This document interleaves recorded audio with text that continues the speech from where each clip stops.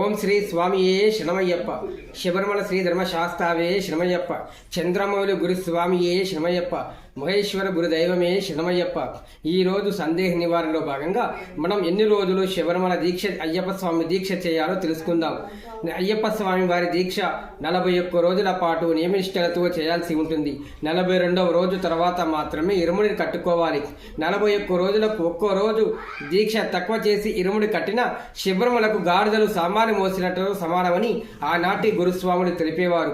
విజయవాడలో దండపాణి గురుస్వామి గారు ఉండేవారు. వారు 41 రోజుల పాటు దీక్ష చేస్తానంటేనే మాల వేసేవారు. 41 రోజులు దీక్ష చేసిన వారికి మాత్రమే ఇరుముడి కట్టేవారు. అలా చేయకుంటే ఆ స్వామికి ఇరుముడి కట్టేవారు కాదు, మాల వేసేవారు కాదు.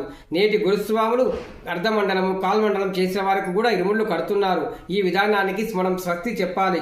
మండల కాలం ఒక్కో రోజు దీక్ష తక్కువ చేసినా కూడా ఇరుముడు కట్టద్దు.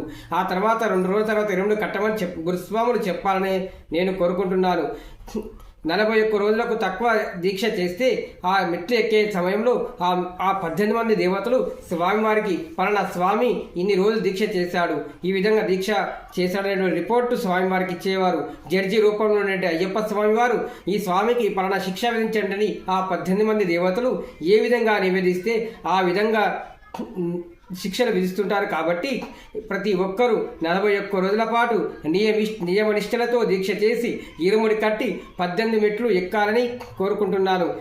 అగ్నిని ముట్టుకుంటే ఎట్టి పరిస్థితిలో కాలుతుంది. అదేవిధంగా మండల కాలానికి తక్కువ దీక్ష చేస్తే కూడా అలానే మనం దహనమైపోతాము. కాబట్టి ప్రతి ఒక్కరూ 41 రోజుల పాటు నియమనిష్టలతో దీక్ష చేయండి. గురుస్వాములకు మరీ విజ్ఞప్తి చేస్తున్నాను. 41 రోజులకు ఒక్క రోజు తక్కువ దీక్ష చేసినా కూడా ఇరుముడు కట్టవద్దని కోరుకుంటున్నాను.